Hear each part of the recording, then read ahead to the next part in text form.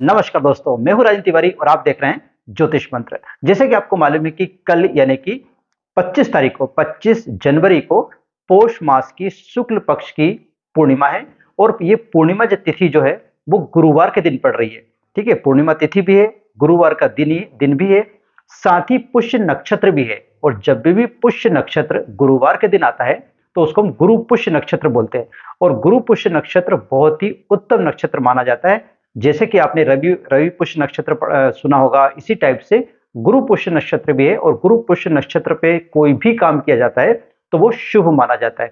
वैसे भी अगर आपकी कुंडली में अगर गुरु का प्रभाव ठीक नहीं है, यानी गुरु आपका बलवान नहीं है या गुरु कुपित है या गुरु किसी तरह से दूषित है, उस चीज को ठीक करने के लिए भी गुरु पुष्य नक्षत्र बहुत ही अच्छा दिन होता है। गुरु पुष्य नक्षत्र के दिन अगर कोई भी उपाय किया जाए तो उससे ज्यादा फल की प्राप्ति हमें होती है। तो चलिए हम जानते हैं कि गुरु पुष्य नक्षत्र के दिन ऐसे कौन से 3 उपाय किए जाए जिसके थ्रू हमारी मनोवांछित फल की प्राप्ति हो। वैसे ये तीनों ही उपाय शिव महापुराण में वर्णित है और पंडित प्रदीप मिश्रा ने ये तीनों उपाय बताए हैं।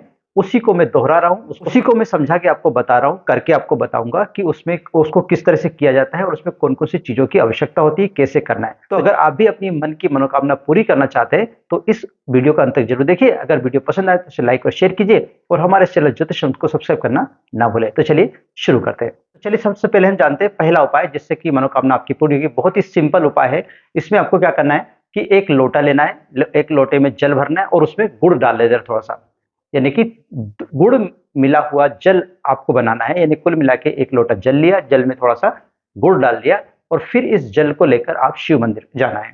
शिव मंदिर जाके आप जो शिवलिंग है उसके ऊपर जो गुड़ मिला हुआ जल है उसको आपको यहाँ पे शिव जी के ऊपर अर्पित कर देना है। यानी कुल मिला के गुड़ मिले हुए जल से शिव जी का अभिषेक करना है।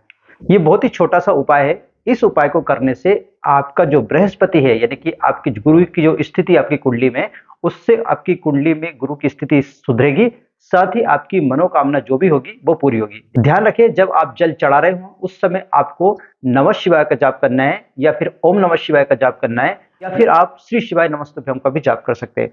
इन तीनों में से आप किसी भी का जाप कर सकते हैं। तो ये था बहुत छोटा सा उपाय जिसके थ्रू आप अपनी मनोवांछित फल की प्राप्ति कर सकते हैं, अपनी मनोकामना को पूरी कर सकते हैं। अब हम जानते हैं हमारे दूसरे उपाय की। अब दूसरे उपाय में क्या क्या चीज लगने वाली वो मैं आपको बता देता हूँ। इस एक लोटा तो आपको जल लगने वाला है, ठीक है। साथ ही आपको एक बेलपत्र की जरूरत होगी। जैसे ये बेलपत्र मेरे पास है, एक बेलपत्र की जरूरत होगी, एक लोटा जल की जरूरत होगी और थोड़े से शहद की जरूरत होगी, ठीक है। तो शहद, बेलपत्र और एक लोटा जल, इन तीनों को मिला के आपको उपाय को करना है। उपाय को करना कैसे है वो मैं आपको बता देता हूँ।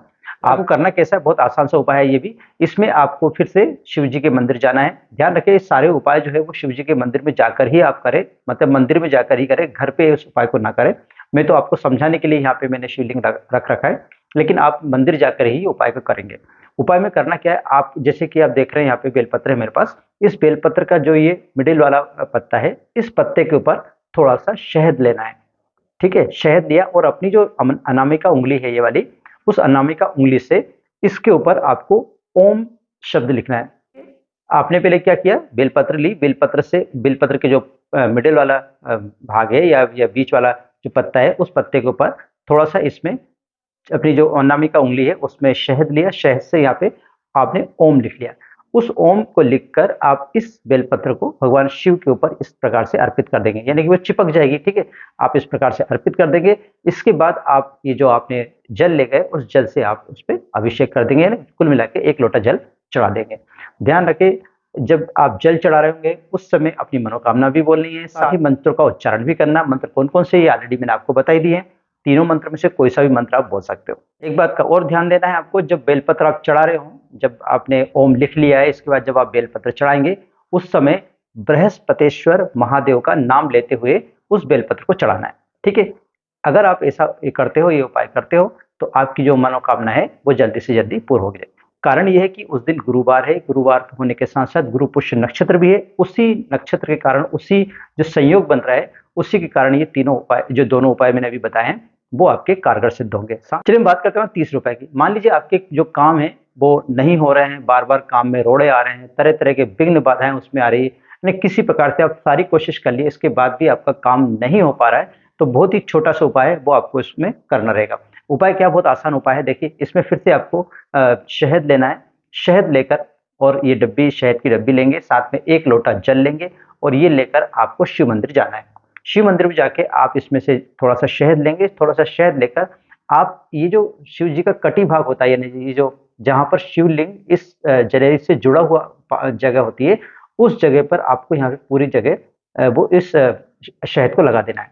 ध्यान रखें, जो जलेरी का भाग है और जो शिवलिंग है, जहाँ पर शिवलिंग जुड़ा होता है जलेरी से, उसके चारों तरफ आपको ये शहद लगाना है, ठीक है? इसके बाद आपको ध्यान रखें, शहद लगाते समय आपको बृहस्पतेश्वर महादेव का नाम लेना है, अपनी मनोकामना को बोलना है, साथ ही आपको ओम नमः शिवाय या श्री शिवाय नमस्तुभ्यम या नमः शिवाय का जाप करते रहना है, ठीक है? और यही कहते हुए और आपको फिर पूरा अभिषेक भी कर देना है, यानी जो आपने लोटा जल ले गए थे, उसको आपको भगवान शिव को अर्पित कर देना है। ये बहुत ही आसान सा उपाय है। आपको लग रहे होंगे कि बहुत छोटे उपाय है और आसान से उपाय है, लेकिन इसका जो महत्व है बहुत ही ज़्यादा है। उसका कारण भी है कि कल जो है वो पूर्णिमा है, पौष मास की पूर्णिमा है और गुरुवार का दिन है, साथ ही पुष्य नक्षत्र भी है। ये सारे संयोग के कारण ये जो उपाय है वो और भी कारगर सिद्ध होंगे अगर आप मन से इस उपाय को करते हैं तो। आशा करता हूँ कि आपको ये उपाय अच्छे लगे होंगे और साथ ही वीडियो भी अच्छा लगा होगा। अगर वीडियो अच्छा लगा तो प्लीज़ लाइक और शेयर कीजिए और हमारे चैनल ज्योतिष में को सब्सक्राइब करना ना भूलें। आज के लिए बस इतना ही। मिलते हैं नए विषय के साथ। तब तक आप रहिए खुश और मुझे दीजिए आज्ञा। जय हिंद।